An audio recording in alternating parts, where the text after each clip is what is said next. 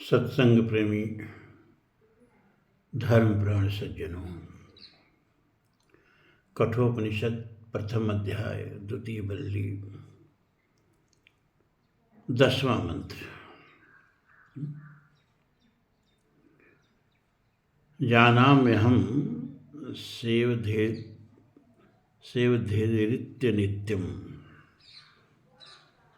न ह्यध्रुवे प्राप्यते हि ध्रुवं तत् ततो मया नाचिकेतश्चितोऽग्निः नित्ये द्रव्ये प्राप्तवानस्मि नित्यम।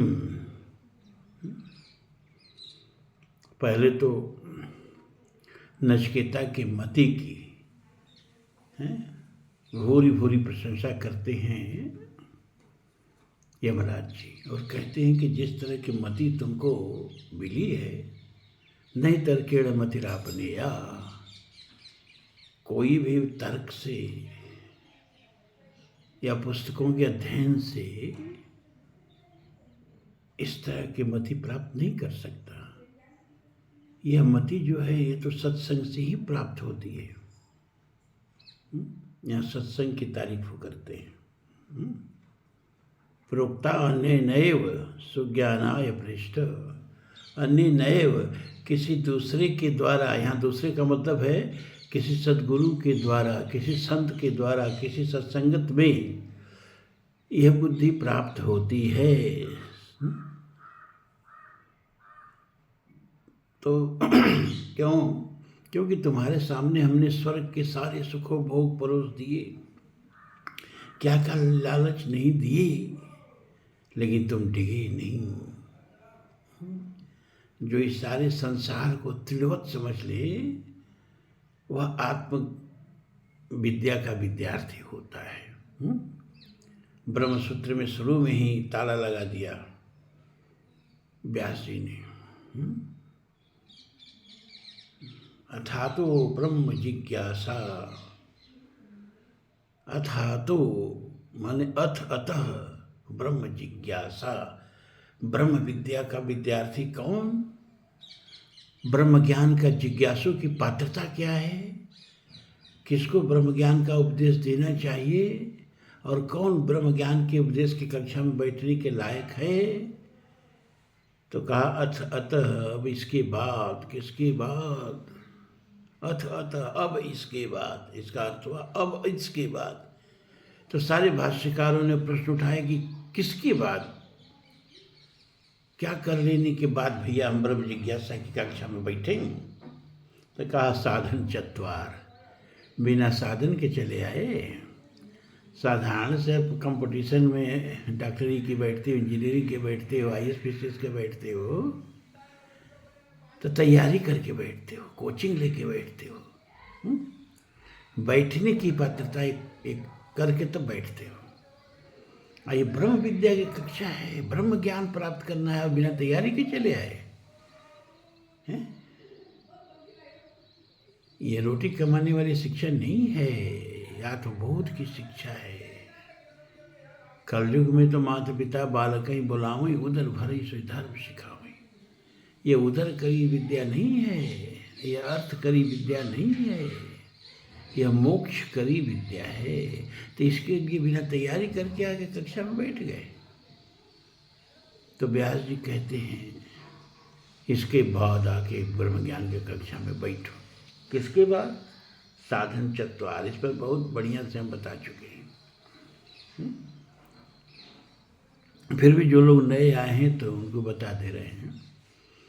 4 प्रकार के साधन में जब दक्ष हो जाएं आप, तो ब्रह्म विज्ञान की कक्षा में तब ब्रह्मबोध होगा जाके। तब जो उपदेश समझाया जा रहा है वो धसेगा भीतर, उतरेगा भीतर। क्या क्या? तो पहला है विवेक। कैसा विवेक भैया? कि ब्रह्म सत्यम जगन मिथ्यत्व रूपो विनिश्चयः। ब्रह्म ही सत्य है, जगन मिथ्या है। यह बोध अच्छी तरह हो जाना चाहिए, नहीं तो क्या होगा कि इस ब्रह्म, अच्छा साक्षात ब्रह्म भी सामने आ जाए तो आप क्या मांगेंगे उनसे? सोचो कि कितना संसार मांगने में ही समय मिला है, कितनी आयु मांग लें बस यही समय मिला है, कितना धन धान्य सुखो भोग की सामग्री मांग लें बस यही समय मिला है। तुलसी की महानता क्यों इतनी जानते हो? तुलसीदास जी के बारे में कथा आती है कि तुलसी घाट, कभी बनारस गए हो तो तुलसी घाट देखे हो, वहाँ तुलसीदास जी रहते थे। आज भी उनकी खड़ाऊँ और जो एक नाव उनके पास थी, उस नाव का एक टुकड़ा भी वहाँ रखा है, और उनके हाथ का लिखा हुआ रामायण भी था, बीच में चोरी हो गया था, फिर बाद में मिल गया। उस वही सब पंडित सब चोरी चोरी कराते हैं, बाद में हल्ला मल्ला मचता है तो रख देते हैं लिया के, वरना चोरी हो गया तो फिर मिला कैसे? अब मिला तो मुजरिम क्यों नहीं पकड़ा गया? तो तुलसीदास जी कहते थे लोग कि शौच करने के लिए उस पार जाते थे, चाहे बाढ़ हो चाहे कुछ हो, अपनी नाव पर बैठ करके। तब गंगा आज की तरह नहीं थी जीर्ण शीर्ण, तब गंगा के पाट बहुत चौड़े थे और गंगा बड़ी विशाल होती थी, इतनी बातों में बदी नहीं थी ना। आजकल जो बरसात में गंगा का रूप देखने को मिलता है वो तो उस समय गर्मियों में था। इसके बावजूद वो शौच आदि करने के लिए गंगा के उस पार ही जाते थे। और कहते हैं कि एक शौच करने के बाद जो थोड़ा सा पानी उन्हें बच जाता था तो एक बबूल था, उसके नीचे उनकी आदत पड़ गई थी, जाके पनिया गिरा देते थे। भगवान जो करना चाहते हैं तो ऐसे ही कराते हैं। तो एक दिन एक प्रियत उस पर से प्रकट हो गया और कहा कि तुमने मुझे बहुत पानी पिलाया, क्योंकि हम लोग गंदा पानी ही पीते हैं। देखो क्या रुचि है? हम लोग गंदा पानी ही पीते हैं, तुमने इतना पानी पिया, हम संतृप्त हो गए, अब तुम मुझसे वर मांग लो, कुछ मांग लो। हम प्रेतों के पास बहुत सी शक्तियाँ होती हैं ना, तो तुम कुछ मांगोगे तो हम तुमको दे सकते हैं। वो सोचा ही क्या मांगेगा, फकीर आदमी है, कुछ धन दौलत मांगेगा दे देंगे इसको। तो तुलसीदास जी ने कहा कि हमको राम चाहिए, हमको राम से मिला दो। उसने कहा अगर हम राम दे सकते तो प्रेत होते हैं, तो हम प्रेत रहते अगर हम राम देने की शक्ति मेरे अंदर होती तो। लेकिन देखो वहाँ एक काशी में स्थान बताया कि जहाँ रोज कथा होती है। काशी तो पहले से ही धार्मिक नगरी है, कोई तुलसीदास जी से थोड़े है। तुलसीदास जी के समय में भी एक से एक विद्वान थे, अभी उसमें तुलसीदास की गणना नहीं होती थी। मधुसूदन सरस्वती भी उसी समय में थे। तो वहाँ हनुमान जी रोज कथा सुनने आते और सबसे पहले आके वहाँ पर झाड़ू लगाते हैं जहाँ कथा होती है, और इसके बाद सबसे पीछे हाथ जोड़ करके खड़े रहते हैं जब तक कथा होती है। वाष्पवारि परिपूर्ण लोचनम, उनके आंखों से हमेशा प्रेमाश्रु बहा करता है, और हाथ को मस्तक से लगा के दोनों अंजलि को प्रणाम कर मुद्रा में खड़े रहते हैं। और जब कथा हो जाती है तो सबसे बाद में जाते हैं, लेकिन कोढ़ी का भेष धारण करके आते हैं, इसलिए उनके पास कोई फटकता नहीं है। तो हनुमान जी का चरण पकड़ लो जाके, वहीं आपको राम से मिला सकते हैं। मेरी क्या औकात है कि हम राम से मिला दें आपको? हम ये कथा क्यों सुना रहे हैं? क्योंकि तुलसी हैं जो प्रेत से भी राम मांगते हैं। प्रेत माने संसार के सारा सब कुछ प्रेत है। प्रेत माने यथा दृष्टम तथा नष्टम, जो नष्ट ही हो, बस नष्ट होने ही वाला हो, उसको प्रेत कहते हैं। जो हो के भी न हो, उस नश्वर संसार से राम मांगना, ये कथा का ये मतलब है। लक्षण का ये अर्थ लगेगा। ये मंत्र जो है ना, इसी तरह का भी बताएंगे आगे अर्थ। नश्वर संसार से भी अविनश्वर को मांगना, प्रेत से भी परमात्मा को मांगना, और हमारे सामने अगर परमात्मा आ जाए तो हम उससे प्रेत मांगेंगे। प्रेत माने ये संसार की सारी नश्वर चीज़ें मांगे, कितना मांग लें। एक संत में और एक सामान्य में ये अंतर होता है। तुलसी ने प्रेत से भी राम मांगा और जाके देखा कि सचमुच हनुमान जी पीछे है, मस्तकांजलि मस्तक से अपना अंजलि माने दोनों हाथ जोड़ के लगा के, वाष्पवारि परिपूर्ण लोचनम, आंखों से प्रेमाश्रु मम गुण गावत पुलक शरीरा, गद गद गिरा नयन बह नीरा। उस मुद्रा में हनुमान जी हाथ जोड़ के, तुलसी तो जान गए कि अच्छा तो आज आपको बचने ही नहीं देंगे। जब सब लोग कथा हो गई उठ के चले गए, अब हनुमान जी जाने लगे तो दौड़ के तुलसीदास जी ने चरण पकड़ लिया। अब वो गलित कुष्ठ का शरीर धारण करके आते थे, कोई घिना है कोई पास आ ही नहीं। और तुलसी ने कस के चरण पकड़ लिया, अरे छोड़ो छोड़ो, तुमको दिख नहीं रहा है, काम को खूब दिख रहा है, अब हम नहीं छोड़ेंगे। चरण शरण तज जाइब कबो ना अब कतो ना अब, एकरा के प्रभु खूब नीके पति आएगा। क्या बात है।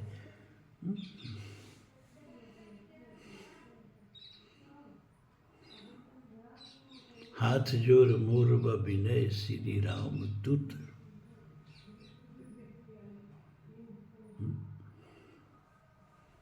चरण का स्वामी आप हमके बनाईला। अब पानी जे भरत होके केहू राउर, ओकरो का पानी आप मुँह से भरवाईला। चरण शरण तज जाइब कतो न अब, एकरा के नाद खूब नीके पति आईला। अब बाटे न ज्ञान कुछ जिनगी जियान होले, अपल बुद्धि धाम करी कृपा बचाईला। तुलसी ने कहा चरण छोड़ के कितनों मारो कितनों दुत्कारो, चरण छोड़ के कहीं नहीं जाएंगे। ये समर्पण होना पड़ता है भैया भक्ति में। कबीर का समर्पण देखिए क्या कह रहे हैं कि कबीरा गोता राम का, मोतिया मेरा नाम, गले राम की जेवड़ी, जित खींचे तित जाऊं।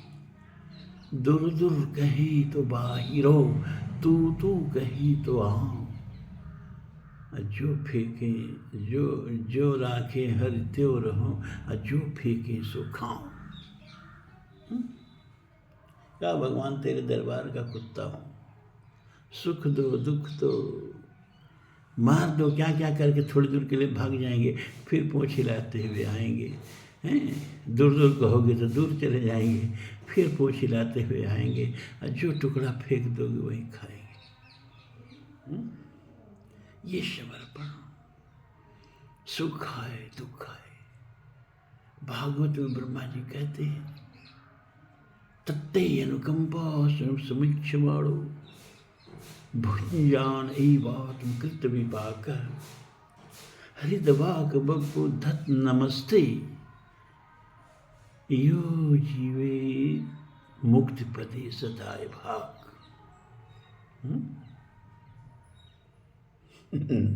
तत्ते अनुकंपा सुसमीक्षमाणो, जो भी आए जीवन में सुख आए दुख आए, उसे आपकी कृपा समझ के, और ये समझ के कि मेरे ही कृत कर्मों का फल है। कभी बुरा किया होगा आज बुरा मिल रहा है, और कभी अच्छा किया होगा तो अच्छा मिल रहा है।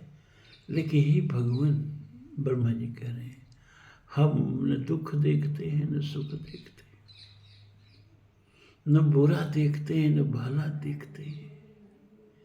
हम तो बस ये देखते हैं कि आ कहाँ से रहा है, ये दुख देख कौन रहा है, ये कष्ट देख कौन रहा है, और ये सुख देख कौन रहा है। हम ना ही कष्ट देखते हैं ना ही सुख देखते हैं, हम तो वो हाथ देखते हैं जो दे रहा है, और वो हाथ है आपका, वो हाथ है परमात्मा का। तो परमात्मा के हाथ से जो भी मिले वो न सुख होता है न दुख होता है, वो तो प्रसाद हो जाता है। तो जो जीवन में सुख को आए तो भी दुख आए तो भी उस दोनों को परमात्मा का प्रसाद समझ के स्वीकार करे खुशी खुशी। तत्ते अनुकंपा सुसमीक्षमाणो, भुंजान एवं कृत विपाक, और अपने कर्मों के विपाक को भोगे। कर्म किए हो तो भोगेंगे नहीं, कौन भोगेगा।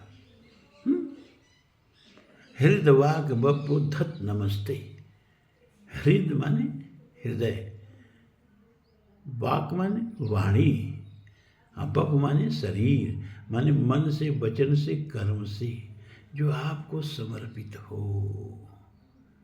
मन मना भव मध्याजी माम नमस्कुरु, मना मना भव मेरा मन वाला बन, अन्य मन मुझको दे दे। भगवान कहते हैं अपना मन मुझे दे दे, मेरा मन वाला बन, मन का सारथी मुझे बना। मध्याजी मेरा यजन कर, माम नमस्कुरु मेरे को नमस्कार कर, मत कर्मकृत मेरे लिए काम कर, मेरा अभिकर्ता बन के काम कर, मेरा एजेंट बन के काम कर, मेरा दास बन के काम कर। अपनी गृहस्थी को मेरा समझो, अपने को उसका सेवक समझो कि इतना परमात्मा ने हमको दिया, दायित्व दिया है। इसको जैसे कि किसी नौकर को कोई मालिक थी कि चल जाए दुकान अपना चाहे व्यापार, और उसको खूब बढ़िया ढंग से संचालित करे वो, तो मालिक आएगा तो उस पर प्रसन्न होगा कि नहीं होगा। और अगर बढ़िया ढंग से न करे तो मालिक उस पर नाराज होगा कि नहीं नाराज होगा। तो आपकी गृहस्थी आपका दायित्व है, आपका परिवार आपका दायित्व है, आपके मित्र बंधुगण सब समाज आपका दायित्व है। और इनका सुंदर ढंग से आप सेवा करोगे, अपने कर्तव्य का सुंदर ढंग से पालन करोगे, यही परमात्मा की सबसे बड़ी पूजा है। यही इस मंत्र में बताया जाएगा, अभी आगे बताएंगे जब हम मंत्र पढ़ेंगे। अभी थोड़ा बहक गए हैं। तो तुलसी ने कहा, हनुमान जी ने कहा कि भी छोड़ेगा नहीं, लग रहा है हमको। तो उन्होंने कहा अच्छा देखो, तरह तरह से उनको बताया कि 4 राजकुमार घोड़े पर जाएंगे, है ना, उसी में भगवान राम एक होंगे। तुलसी के सामने से 4 राजकुमार गुजरे। हनुमान जी बाद में आए, देखा क्या 4 लोग तो जा रहे थे, हमने तो समझा कि वो भगवान राम नहीं होंगे, कल वो छुप गए। तो इसी तरह चित्रकूट में कहा था जाओ, वहाँ संत महात्मा, वहाँ भगवान बालक रूप में आते हैं, संत उनको पहचान नहीं पाते हैं, वो संतों को तिलक लगाते हैं, तो वहाँ चंदन घिसना और भगवान ले लेके तुम्हारे हाथ से चंदन लगाएंगे। तुलसी गए चित्रकूट, जहाँ संत मंडली बैठती थी, सत्संग होता था, है ना, और सत्संग में अपना चंदन सबके माथे पे लगाया जाता था। तुलसी अपना घिसते थे चंदन, एक बालक दौड़ दौड़ कर सबको चंदन लगा रहा था। तुलसी फिर भी नहीं पहचान रहे थे।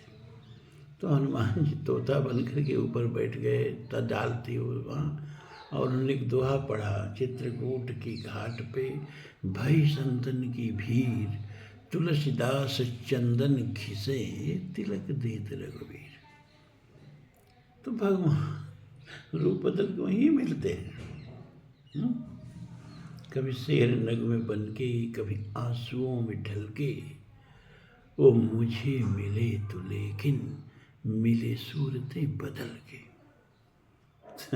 आपको पुत्र के रूप में परमात्मा ही मिला है, आपको पत्नी के रूप में परमात्मा ही मिला है, आपको पिता के रूप में परमात्मा ही मिला है, आपको माता के रूप में परमात्मा ही मिला है, आपको बंधु बांधव के रूप में परमात्मा ही मिला है, बस पहचान नहीं पा रहे।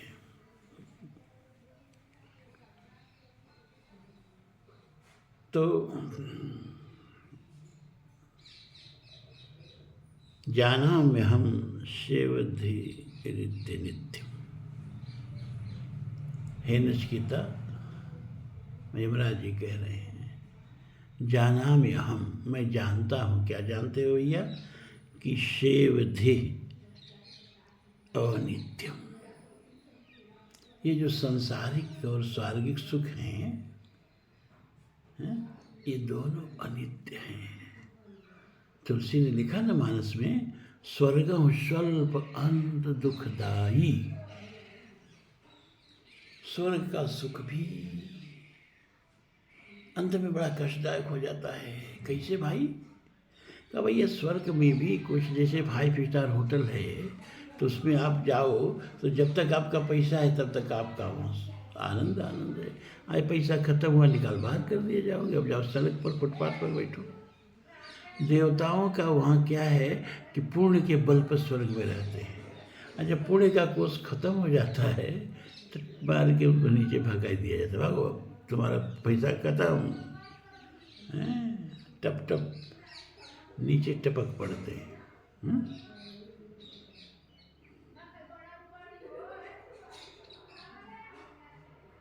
एक शास्त्र में प्रश्न पूछा गया,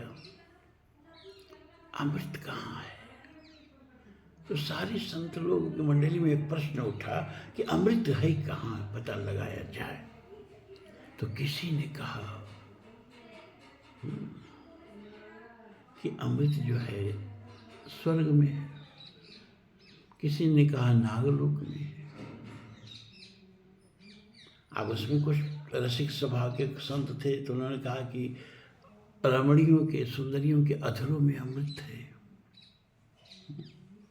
किसी ने कहा चंद्रमा की कोख में अमृत है।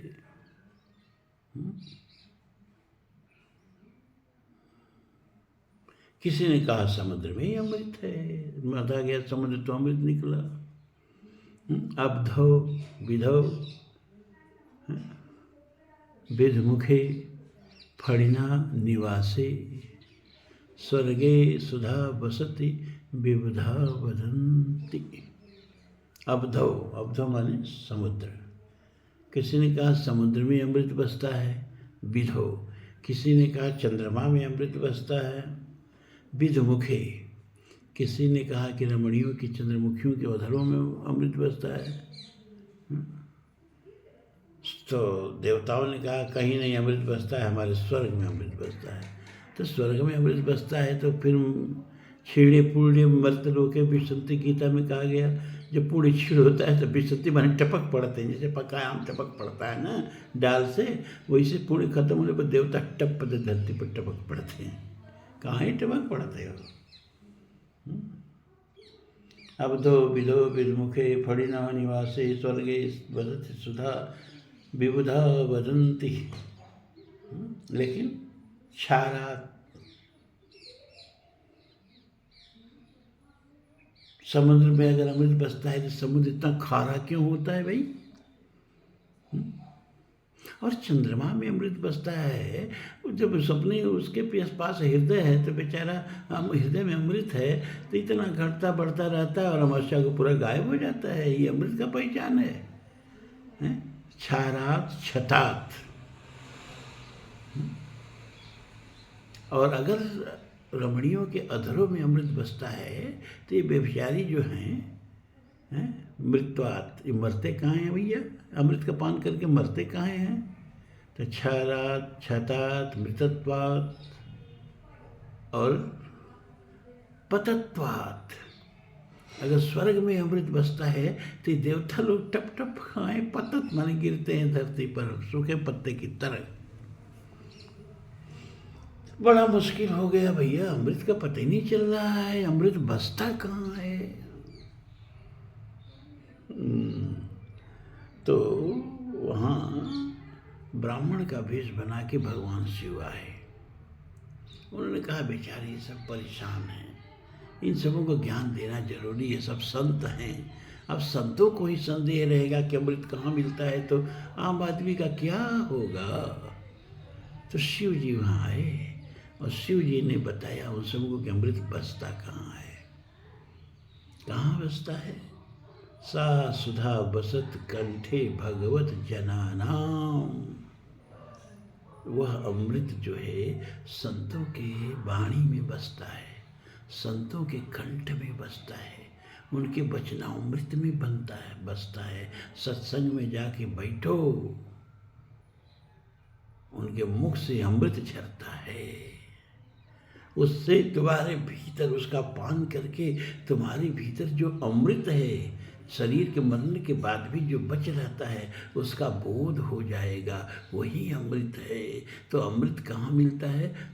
न स्वर्ग में मिलता है और न कहीं मिलता है, वह केवल सत्संग में मिलता है।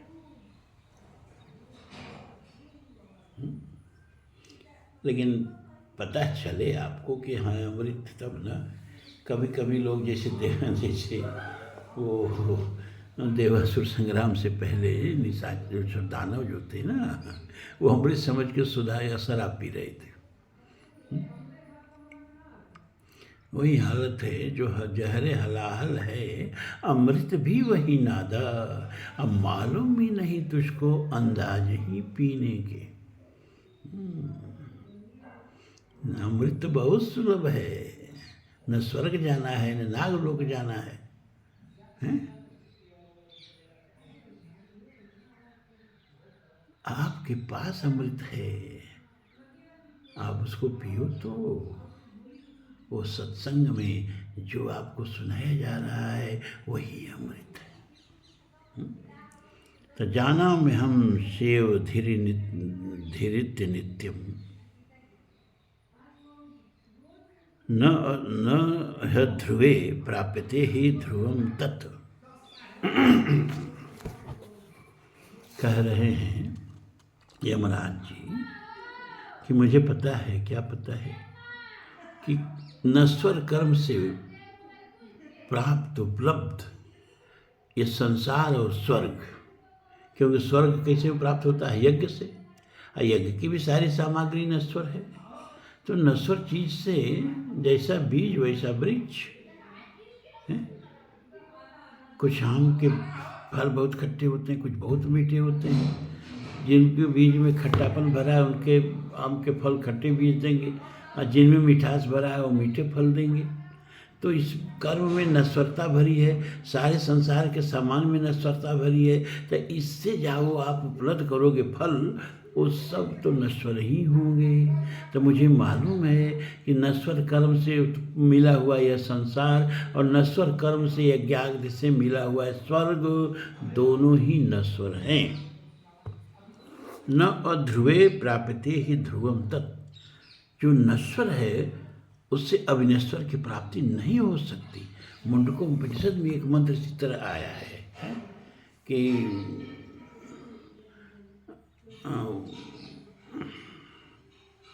ब्राह्मणो निर्वेदायात ना अस्ति अकृतः कृतेन, न अस्ति अकृतः कृतेन। अकृतः जो कर्म का विषय ही नहीं है वो कर्म से प्राप्त नहीं हो सकता। बहुत बड़ी बात कही जा रही है। अच्छा, आप लोग पता नहीं मृग मरीचिका वगैरह देखे हैं कि नहीं देखे? कभी रेगिस्तान में जाइए, कभी कच्छ के रण में जाइए, आपको लगेगा चारों तरफ समुद्र लहरा रहा है। लेकिन शाम को जाएंगे तो कहेंगे अरे वो तो अभी समुद्र था, कहाँ गायब हो गया? तो आपको बताया जाएगा वो समुद्र नहीं था, वो सूरज के किरणों में दृष्टि भ्रम हो रहा था। इसको मृग मरीचिका कहते हैं। बेचारा प्यासा हिरण देखता है खूब जल लहरा रहा है तो पीने के लिए दौड़ता है, लेकिन वो तो आंखों का भ्रम है। वो तो जितना तेज दौड़ता है उतना ही तेज वो भी भागता है, पकड़ भी नहीं आता है, और हिरण दौड़ते दौड़ते प्यासे मर जाता है। ऐसे ही संसार के सारे सुख भोग जो है ना मृग मरीचिका हैं, और आप वो मृग हो जो इस मृग मरीचिका के जल को पीने के लिए दौड़ रहे हो, दौड़ रहे हो, दौड़ रहे हो, और प्यास कभी बुझती नहीं। शांत हो सकी अब तक साकी, किस पीकर उर की ज्वाला। शांत हो सकी किसकी साकी पीकर सुर की ज्वाला, और की रटन लगाता जाता हर पीने वाला। जाने कितनी अरमानों की बन कर कब्र खड़ी है मधुशाला। लोग अधूरी इच्छाएं छोड़ जाते हैं, लोग जाते जाते भी कुछ और देख जाना चाहते हैं। मुदती हुई भी खुली आंखें रह जाती। तो जो अनित्य उससे नित्य की प्राप्ति नहीं हो सकती। तो मृग मरीचिका में जल लहराता हुआ दिखता है।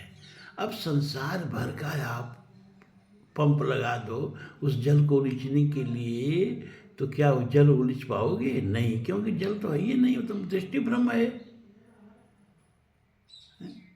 वो तो अज्ञान से जल लहरा रहा है। वही कच्छ का आदमी है, वही रेगिस्तान का आदमी, उसके लिए जल नहीं, वो जानता है कि ये तो दृष्टि भ्रम है। हमारे यहाँ भी कभी कभी बोलते हैं ना खड़खड़ियाँ नाच रही है, हवा में जब बहुत गर्मी हो तो कुछ नाचता हुआ सा हवा लगती है, वहाँ वही मृगजल बन जाता है। तो जो कच्छ का व्यक्ति है उसको भ्रम नहीं होता है, क्यों? वो जानता है कि ये तो मृगजल है। लेकिन जो नया नया गया वो समझता है चारों ओर जल लहरा रहा है। अब उस जल को उलीचने के लिए संसार भर के पंप लगा दो तो कर्म से वो जल समाप्त नहीं होगा। वो जल तभी समाप्त होगा जब आप शाम होगी और जब देखोगे कि जल तो गायब हो गया। कहा भैया अरे वो दृष्टि का भ्रम था। तो सत्य का बोध हुआ तो असत्य जो दिख रहा था वो गायब हो गया। समझो, जो असत्य था वो गायब हो गया। क्यों? सत्य को देखते ही जेह जानी जग जाई हेराई, जागे जथा सपन भ्रम जाई। ये पूरा संसार भी मृगजल ही है। और जहाँ परमात्मा का बोध होता है ये मृगजल भासते हुए भी भासता नहीं है। संसार तो जैसा आपको दिखेगा वैसे ही संत को भी दिखेगा, वो अलग से थोड़ी दिखेगा। लेकिन वो जानेगा कि मृगजल है, या वहीं आज है कल नहीं रहने वाला है। अगर ये रहेगा तो हम ही नहीं रहने वाले हैं, और जब हम नहीं हैं तो संसार नहीं है। तुलसी धनधाम शरीर ही लो, जब तक शरीर है तभी तक संसार है। शरीर छोड़ा ये दृष्टिवत संसार खत्म, अब वो चेतन का संसार शुरू हो जाता है।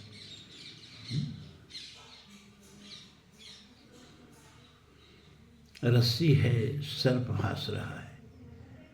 अब कितना मारो और सर्प मरेगा नहीं, क्योंकि सर्प तो है ही नहीं, है तो रस्सी। और जब किसी ने टार्च जलाया दिख लिया अरे रस्सी है, तो सर्प बिना मारे मर गया। तो ज्ञान से यह संसार मरता है, कर्म से नहीं मरता है। जबराज ने कहा ये मैं जानता हूँ, लेकिन इसके बावजूद का मंत्र जो है बहुत महत्वपूर्ण है। 2 लाइन है और वो मेरे मन के अनुसार की लाइन है।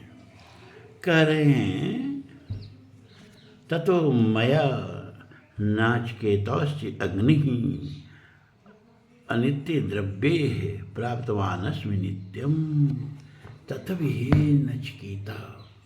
यह सत्य है कि अनित्य से नित्य की प्राप्ति नहीं हो सकती, नश्वर कर्म से अब ईश्वर परमात्मा की प्राप्ति नहीं हो सकती। यह जानते हुए भी मैं, ये बहुत महत्वपूर्ण बात बता रहे हैं कि ये नाचिकेताग्नि का चयन करके इन तीनों अग्नियों का चयन करके मैंने अनित्य से नित्य की प्राप्ति कर ली।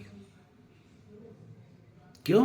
क्योंकि मैंने यह कर्म अहंकार से रहित होके, फलाकांक्षा से रहित होके मात्र ईश्वर प्राप्ति के लिए ही किया। अभी तीनों अग्नि का मतलब यहाँ 3 कर्म है। 3 अग्नि कौन कौन होती है? आह्वनीय होती है, गारहपत्य होती है और दक्षिणाग्नि होती है ना। आह्वनीय मतलब ये कि ये ब्रह्मचर्य यज्ञ में जो कर्म किया जाता है उसको आह्वनीय कहते हैं, जिसमें सारी विद्या का हम आवाहन करते हैं अपने भीतर। वेद शास्त्र पुराण ये सब पढ़ते हैं। 25 वर्ष तक ये सब हमको अच्छी तरह पढ़ लेना चाहिए। जो इस समय आप लोग पढ़ रहे हैं ना, ये ब्रह्मचर्य में ही पढ़ लेना चाहिए था। ये सौभाग्य है परमात्मा का कि इस समय ही चलिए सही, क्योंकि बैखान सोई सोचे जोगो तब बिहाय जय भावई भोगो। 50 के बाद भी अगर भोग अच्छा लग रहा है तो आदमी सोचनीय है। तो ब्रह्मचर्य का निष्ठापूर्वक पालन करना यह आह्वनीय यज्ञ है। इस कर्म को आह्वनीय कर्म कहते हैं। अग्नि का मतलब कर्म समझो। और गृहस्थ जीवन में आया और भिन्न माता की सेवा, पिता की सेवा, पुत्रोत्पत्ति, विवाह, गारस जीवन हैं, और समाज के प्रति अपने दायित्व का चुकता करना। इस तरह की अग्नि को गार्हपत्य अग्नि कहते हैं। अग्नि का मतलब यहाँ कर्म समझो। तो ब्रह्मचर्य में आह्वनीय अग्नि का उपयोग करके वेद शास्त्र पुराण का अध्ययन करके ऋण से उर्ण हो गए। और गृहस्थ जीवन में हम आके पितृ ऋण और देव ऋण दोनों से उर्ण होने का आश्रम है गृहस्थाश्रम। यज्ञ याग के माध्यम से देवताओं के ऋण से उर्ण हुए माता पिता की सेवा करके और पुत्र उत्पत्ति करके पितृ से पूर्ण हो गए। और वानप्रस्थ में हम जाकर के दक्षिणाग्नि, अब वह कर्म हम करते हैं जो हमको दक्षिण दिशा में लेके जाए। मरते समय पैर को दक्षिण क्यों करते हैं कि अब दक्षिण चलना है, ये हमारा यहाँ मान के चला गया है, ये हम पूरी दक्षिण में है, दक्षिणायन है, तो दक्षिण की तरफ पैर कर दिया जाता है कि अब इधर की यात्रा करनी है। दक्षिणाग्नि, दक्षिणाग्नि का मतलब कि अब वह कर्म करो जिससे कि संसार से वैराग्य और परमात्मा से अनुराग हो, तत्वबोध हो, मैं कौन हूँ इसका ज्ञान हो, यानी उपनिषदों का अध्ययन, गीता का अध्ययन, प्रस्थानत्रयी ब्रह्मसूत्र का अध्ययन, इसीलिए इसको आरण्यक कहते हैं। अब क्या है, अब संसार से विमुख होकर के और परलोक की तरफ अभिमुख होकर के और परलोक को कैसे समुन्न सुंदर बनाएं, यह जो तीनों जीवन में समुचित कर्म करता है ना, तो परमात्मा उसको अपने ही मिल जाते हैं। सीधी सी बात, कर्मणे वही आस्थित संसिद्धि आश्रिता जनकादय, गीता में साफ साफ कहा कि जनक जी कोई जंगल में गए तपस्या करने हैं? नहीं, राजपाट करते ही विदेह हो गए, वैरागी हो गए, सन्यासियों के भी गुरु हो गए। और ब्राह्मण ग्रंथों में दिया है कि सुखदेव के वो गुरु हैं, याज्ञवल्क्य के गुरु हैं, यानी सन्यासियों के गुरु गृहस्थ, वे वन में रहकर गृही और हम गृह में रहकर सन्यासी हैं। इस गौरव के मैं बार बार छटपटा के रह जाता हूँ। अरे वाल्मीकि के गौरव से जियो, भरद्वाज के गौरव से जियो, वशिष्ठ के गौरव से जियो, विश्वामित्र के गौरव से जियो, अत्रि की अगस्त के गौरव से जियो। सारे वेदों के ऋषि गृहस्थ हैं, अपने को ऋषि समझ के जियो भैया। दाढ़ी बढ़ा लेना और गेरुआ पहिए सब कोई जरूरी नहीं है संत बनने के लिए। आप पैंट शर्ट पहन के भी संत व्यक्ति स्वभाव से बनता है, वेशभूषा से नहीं बनता है। कबहु कहो यह रहनि रहूँगो, श्री रघुवीर कृपाल कृपाते संत स्वभाव गहूँगो। संत का स्वभाव से संत बनता है, वेशभूषा से नहीं, मठ मंदिर से नहीं।